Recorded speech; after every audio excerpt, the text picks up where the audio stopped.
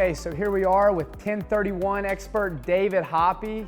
David, thanks for sitting down with us today and talking with us. Yeah, man, thanks for having me. I'm excited to be here. And I gotta also say thanks for always being available and returning my call. And anytime I've got a question on a 1031, immediately pick up the phone and call you. And if you don't answer, you always call me back right away. So I really appreciate that. Hey, man, that time is money. So I try to get back to everybody. That's one of my things. One of my favorite quotes is, your best ability is availability. Hey, I love it. And so when people don't return calls, that's one of my pet peeves, but you're the best at that. So. You never know what's there on the other side.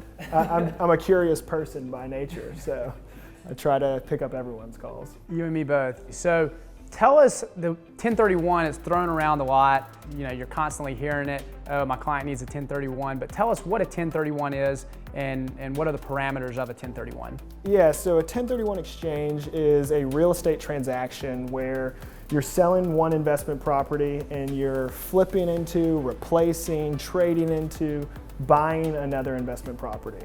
And the reason to do a 1031 exchange is to defer capital gains tax. So essentially what you're doing is, in the IRS tax code, section 1031 of course, it allows you to buy a like-kind property that's an investment property. So if you sell one and you buy another, you defer capital gains. You don't not pay taxes. Everyone has to pay Uncle Sam at some point, but you don't pay those taxes until you get out of real estate investment properties. So say you sell the property and don't buy another one, then you have to pay your taxes. But the power of the 1031 exchange is that if you sell a property and you had a huge gain, then you don't pay those taxes as long as you buy another like-kind property. So to make it simple, let's just talk about one that could happen. Say a family built a building back in the 1960s in South End. Probably cost them $100 grand to build the thing in the 60s, which was a lot of money back then. Today, just round numbers, say they sell it for $5 million. Went on the market, somebody bought it, they're gonna change it to an apartment site, $5 million. They had a $4.9 million gain on the property that they would have to pay capital gains tax on if they did not buy another investment property. So the reason they would do the exchange is to defer the taxes. So instead of $4.9 million getting taxed, you pay $2 million in taxes and write a check to Uncle Sam. They can put it all into a new property, pay zero taxes, and just start cash flowing on that new property. Let's talk about the type of properties, the type of assets that can come with a 1031. I think the thing that people forget about is real estate is such a vast industry. There's so many different product types. You have retail, you have industrial, multifamily, hospitality, and then there's subsets within those certain product types. But what all assets do you see with 1031s? So the answer is any of them can be involved in 1031 exchange. You can sell an apartment complex and buy an apartment complex. You can sell an industrial asset and buy an office building. You can sell a piece of land and you can buy triple net retail properties. So all of them can be traded as long as they're like kind, which just basically means it's an investment property. You cannot sell a commercial investment property and buy a residential house that you want to use as your personal residence in Ocean Isle Beach, for example. So it has to be an investment property that you're flipping from one to the other. But other than that, the rules are pretty vague, and as long as you're abiding by what the rules say and you check with your accountant and your attorney, you should be able to do a 1031 exchange. Who are some of the other top tier tenants that you work with or that are involved in these triple net assets? And the second question of that is, how does that usually correlate to a return? Sure. We use the word cap rate, but who are those top tier tenants and how does that really correlate to a return? The higher the credit, the higher the quality of tenant, probably the lower the return, right? You nailed it. Yeah, so essentially there's multiple categories of tenants. You've got something QSR, quick service restaurants, that's the Chick-fil-A's, McDonald's, Bojangles of the world.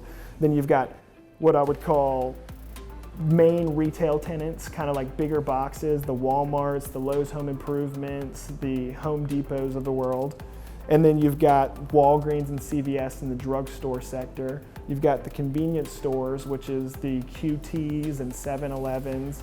And then you've got one other category that you can really throw in there is like the medical dental category, which is gonna be like Heartland Dental, Aspen Dental, any of these Novant like urgent cares and Atrium urgent cares. Those have become a pretty hot product. And then you've also got all different asset categories. So, you know, industrial can be triple net leased. Office can be triple net leased. It just depends on how those are structured. But really, most of them, I'd say 80% of them, are going to be some kind of retail orientation, because these tenants, as people don't understand that investors own these properties, not the tenant. Right. You know, you drive around South End or anywhere else and you see the Taco Bell in South End. We sold that deal to that guy that owns that. Nobody knows he owns it. Right. You know, it's one of those things that people are like, oh, Taco Bell doesn't own their properties? It's like, no, they lease everything. It's all triple net leased. The Walgreens on the corner, the Bank of America in South End, phenomenal piece of real estate. It's owned by an investor in town. It's not owned by Bank of America. Mm-hmm. The only people that really own their real estate is Walmart. They like to own. So occasionally you'll see a Walmart lease, like I just mentioned, but they like to own, and then a couple other tenants, but most of them are leased. That's a great point. And let's talk a little bit about some of those legacy owners, legacy assets.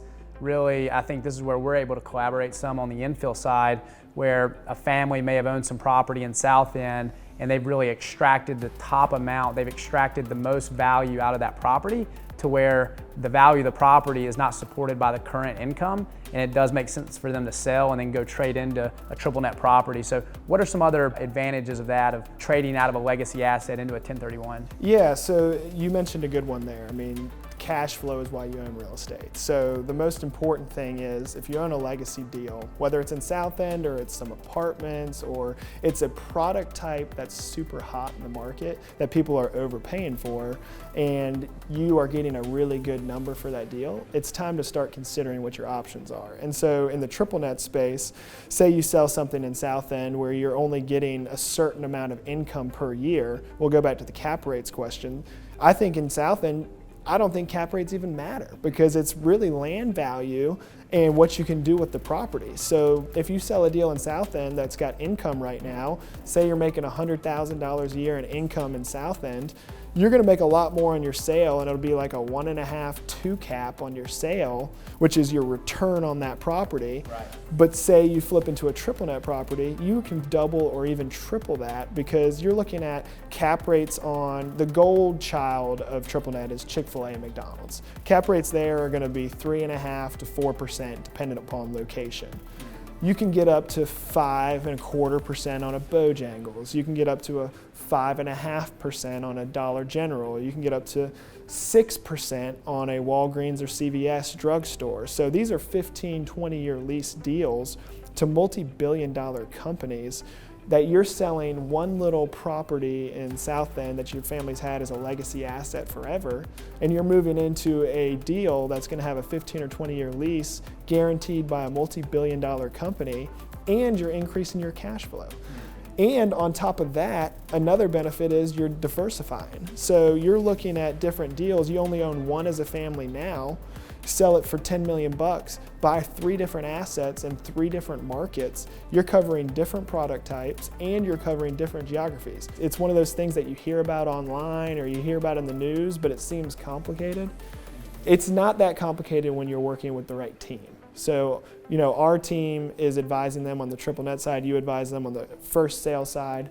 But we're going to introduce them to qualified intermediaries who hold their money. We're going to introduce them to accountants. We're going to introduce them to attorneys who specialize in this space and can walk them through the process and hold their hand. I mean, that's really where we earn our fees, is holding their hand through the process and being the experts in the field. Everyone that we talk to needs help. They don't know how to do it on their own, and so that's where we're there to help. Yeah, absolutely. So if someone wanted to learn more about you and your team, what's the best way for them to find you?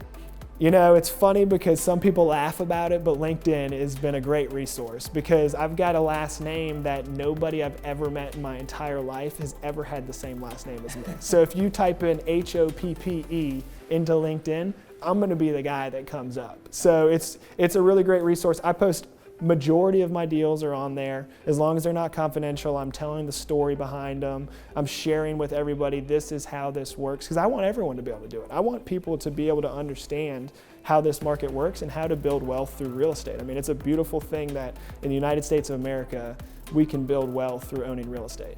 Well, David, thanks for sitting down with us today and talking through the 1031 exchange process, and really appreciate your time today. Yeah, man, thanks for having me. I love doing it, and keep it up. I love these videos. I think they're very useful and educational. Appreciate it. Yeah, man.